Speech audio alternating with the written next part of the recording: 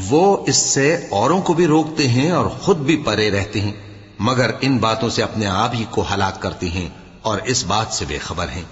کاش تم ان کو اس وقت دیکھو جب یہ دوزخ کے کنارے کھڑے کیے جائیں گے اور کہیں گے کہ اے کاش ہم پھر دنیا میں لوٹا دیے جائیں تاکہ اپنے پروردگار کی آیتوں کی تکذیب نہ کریں اور مومن ہو جائیں۔